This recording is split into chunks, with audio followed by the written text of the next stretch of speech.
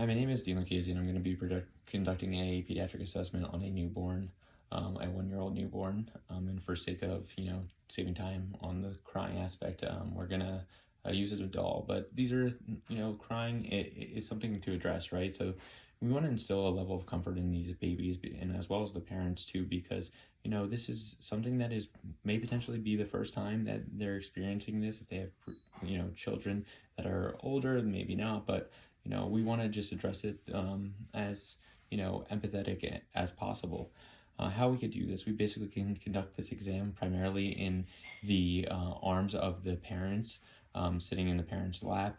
And as we proceed through the exam, we might need to change the position of the child, but we have to adapt to the situation. So what we could also do is make sure that the baby is breastfed prior to, or fed prior to, the exam. And another thing that we could do is basically bring in, some stuffed animals to kind of shed a little bit of light. And I will incorporate that stuffed animal as we, go through the assessment. Primarily the interview aspect of this exam is going to rely on the interaction with the parent, right? And we're going to make sure that, we're going to ask the parent, how often is the baby eating? What is the baby eating? If it's a formula, are they being breastfed? How much and how are they tolerating these feeds, and how frequent as well too, right? We want to know these things, but they can be, reinforced or, looked at by an objective standpoint by, the baby's weight, and also to, the baby's height and the head circumference. These are things that we're going to measure throughout this exam. So when a baby is born, that we're looking at birth weight. So normal birth weight is, above 2,500 grams. Low birth weight is going to be below 2,000 grams. Below 1,500 is going to be very low, and below 1,000 is going to be extremely low, right? We could touch upon term. Preterm is 34 weeks. Late preterm is 34 to 36 weeks. Term is 37 to 42, and then post-term is 42 to, and greater. So these are things that we want to, kind of just have in the back of our mind. So when discussing with a parent, we want to kind of talk about, when it is appropriate to have these follow-up appointments, and 5 weeks, and then 2 months, 4 months, 6 months, 9 months, and 12 months. And these follow-up appointments basically coincide with the vaccination schedules. So for birth, we're going to have the hepatitis B vaccine. For 2 months, we're going to get the Hep B again. We're also going to do rotavirus, DTaP, pneumonia, and also polio. And then for 4 months, we're going to do rotavirus, DTaP, again polio, and pneumonia. And then 6 months, it's going to be rotavirus, DTaP, pneumonia, hepatitis B, and influenza. And then at 12 months, it's going to be MMR, varicella, chickenpox, and hepatitis A. So these are things that we need to know. We need to discuss with our parents to make sure that they're aware of, the clinical importance of these vaccinations, right? So discussing basically temperament and how the child behaves at home, if there's any concerns developmentally for the parent. And these frequent well visits will give the parents opportunities to ask questions and kind of basically feel more comfortable with the whole parenting approach. Developmental delays might indicate something like cerebral palsy or autism, potentially even Down syndrome. So these are things that we want to be aware of and make sure that we are assessing for. So while the baby's in the parent's lap, we want to, assess for jaundice, acrocyanosis, cyanosis, hypospasticity, hyperspasticity, and any, abnormal breathing, retractions, things like that, tachypnea. And we'll get into that as we approach the respiratory aspect of this exam. So we're going to start with cardiovascular. And cardiovascular, right, let's start with neurological. So neurological, we're going to assess the cranial nerves, right? And how do we do this? Olfactory is going to be practically impossible with a 1-year-old, right? But, for facial, we could kind of get in that baby's face, give them a big old smile, and kind of see exactly how they react to that smile. So, hey there. Hey, how are you? How are you, Mr. or Mrs.? Whatever the sex or the gender of the baby is, of course, you'd have to adapt to the situation at hand. But them giving you a response, a smile back, that shows that the facial is intact. And then we could go on to, the ocular. Going on to the next one is ocular motor. So we could get our little teddy bear here and track it around the room and see if the baby tracks it. And that's how we could see if the baby is, ocular motor nerve is intact. And then going on to the next, the next cranial nerve, and we're going to test the facial, which is the rooting reflex, and we'll put a pinky in their mouth and see if they're sucking. And if they are, that's a good indication that that's intact. And then we have the glossopharyngeal and vagus, which is basically their ability to swallow or their gag reflex, right? So while we're in their mouth, we're going to go ahead and assess the inside of the mouth, right? And things we want to assess inside the mouth, okay? We want to assess the hard palate. We want to make sure that the hard palate is intact, right? Because cleft palate is something that we often can detect in these neonatal or infant babies. We want to look at the tongue. We want to look at the tonsils, make sure that the tonsils are not inflamed, and also to look at the teeth as well. So the babies should have, from age 6 to 26 months, they should have one tooth for every month. So this baby should have about 6 teeth. And again, that might not be the situation at hand. However, developmentally, that is the milestone. So that's something that we need to keep in the back of our minds, right? We want to, like I said, check on the tongue, the gag reflex, press down on the tongue, and kind of see what's going on there. Then also too, we want to look for the accessory nerve, look at the shoulders, make sure they're symmetrical. While we're back here, we could test range of motion. Just kind of have fun with the situation, right? Because that's what babies want to do. They just want to have fun. Look at the spine, make sure that it's midline, that there's no abnormal curvature of the spine. We're looking for kyphoidosis, scoliosis primarily, right? And also too at the base of the spine, right? So we want to look for any dimpling or hair, any things that may indicate that they have spina bifida, or even things like, meningiococele. So those are all things that we'll touch upon in a little bit. So also too, for this assessment, we're going to look at the, lymph nodes, and we have the baby a little bit closer to you so that you could see exactly where we're assessing. So you have the preauricular, the posterior auricular, you have the occipital, you have the, on the top of the sternocleidomastoid muscle, you have the superficial clavicle, and you have the deep clavicle, then you have the posterior clavicle back here, cervical. And then you have the supraclavicular here, you have the submental, submandibular, you have the tonsillar right here, you have the parotid right here, and then back to preauricular. So this is a good time to assess for cysts. You have an ethmoid cyst that would be located in this area. You have the preauricular cyst, which the kidneys and knees and utero develop at the same time. So it's something to keep a close eye on, because, if there are preauricular cysts, it could indicate abnormalities with the auditory system, and then also too with the renal system. Sustained hypertension could indicate renal disease as well too. So that's something that we want to keep a close eye on.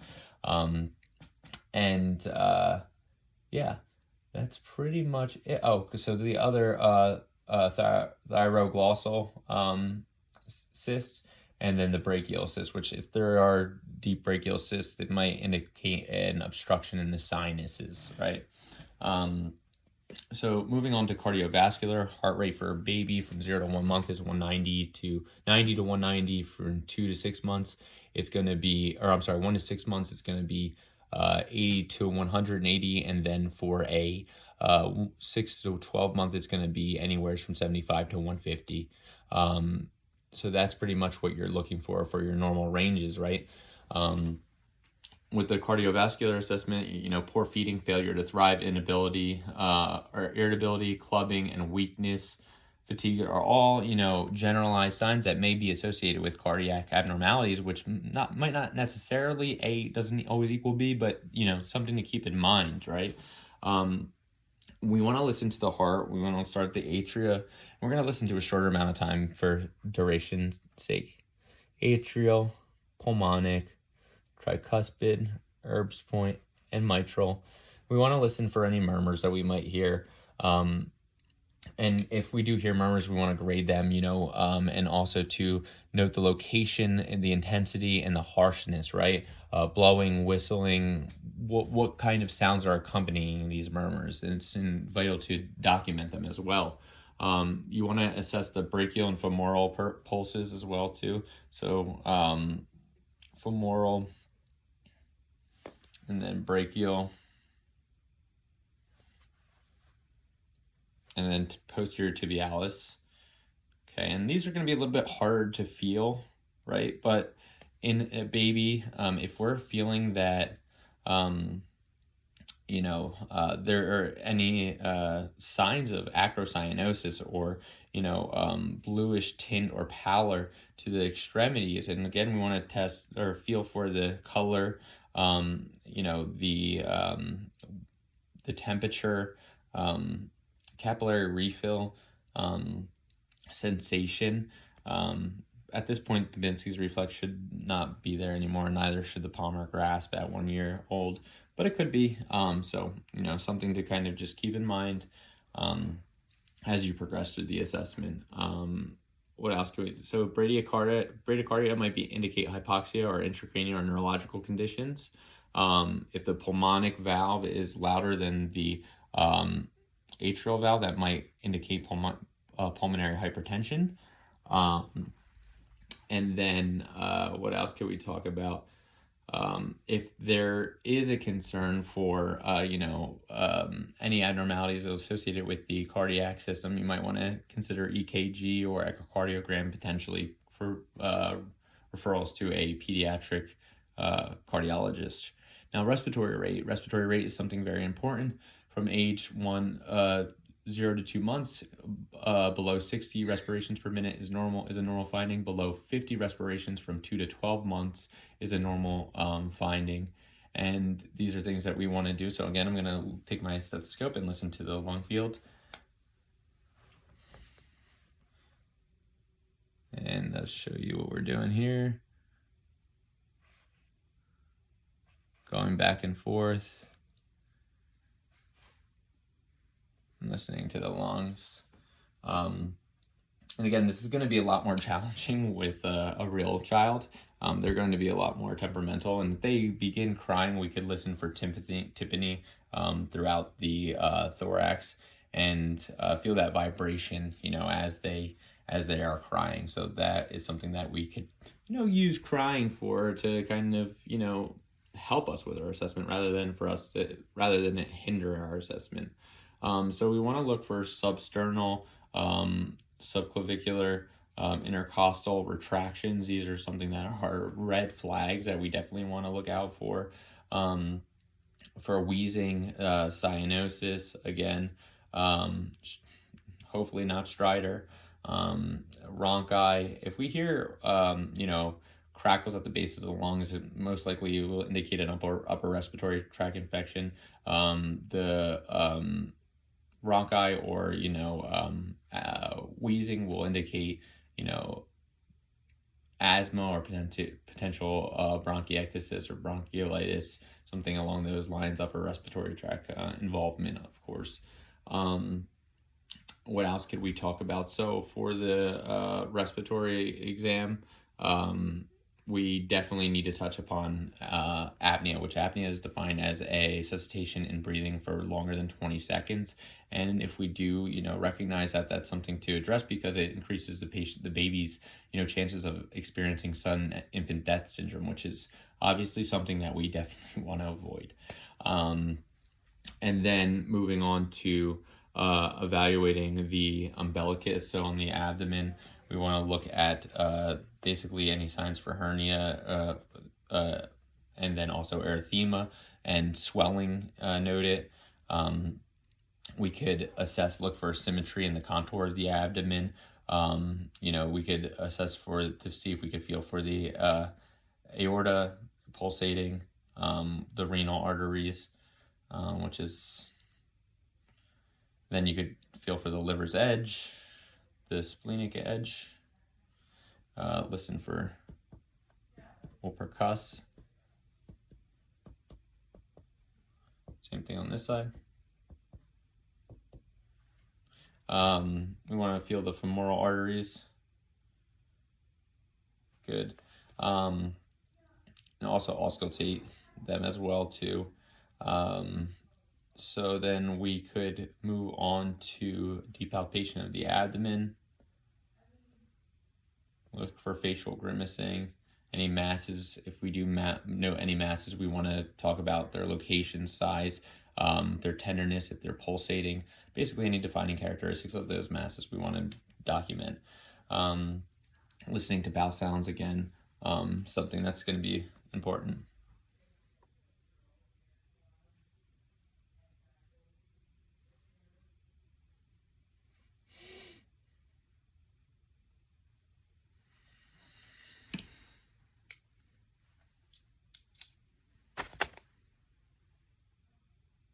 Okay, so then moving on to, we assess the umbilicus.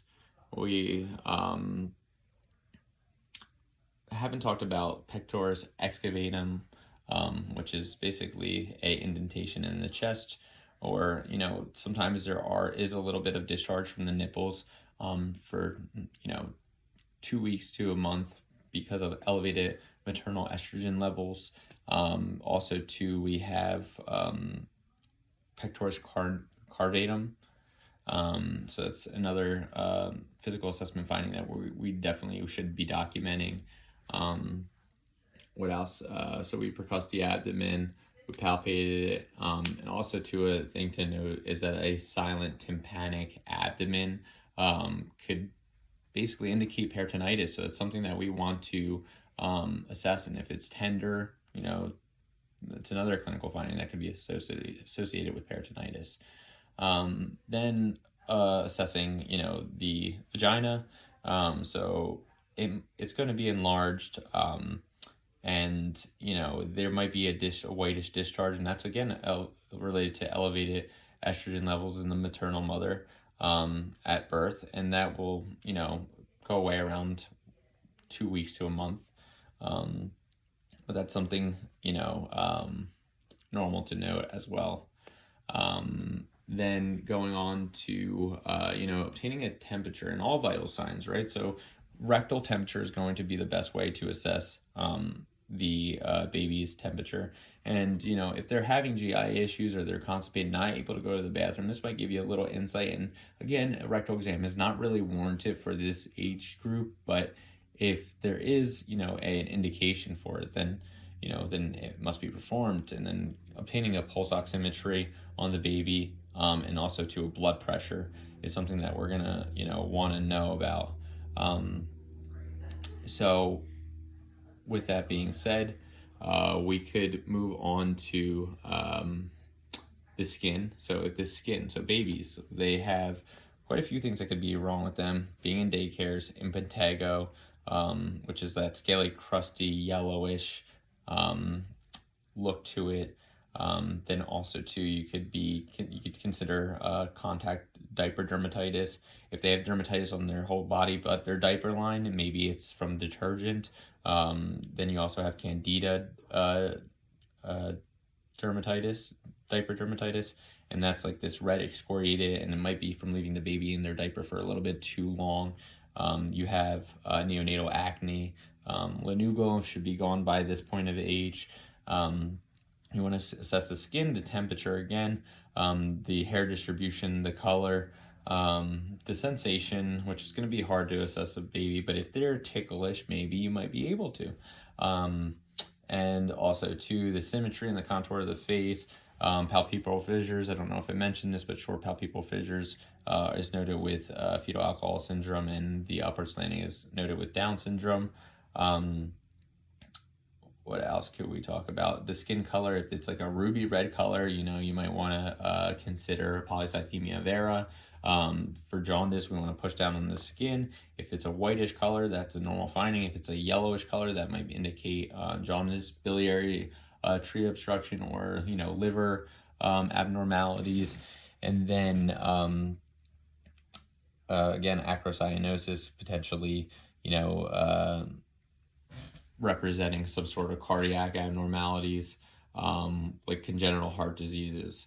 And then, suburia, and also too, that could be an abnormal finding in this age group.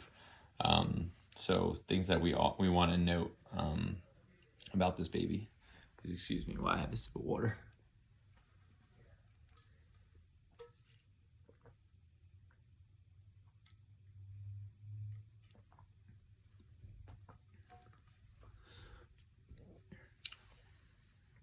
So testing the baby for dislocation. So Barlow's sign, we're gonna flex the baby's hips upwards, and then pull them inwards. Basically check the whole range of motion. And if the baby has no problem, no pain, then probably normal finding. We can move to Orlani's sign if the baby is having pain, to test for dislocation. What else? So after a few days after birth, if the baby is having spasticity, it might be from withdrawal symptoms. Asymmetric movement of both the arms and legs can suggest maybe neurological defects or brain injury, or cerebral palsy. What else? We could test for reflexes, which we already kind of went over.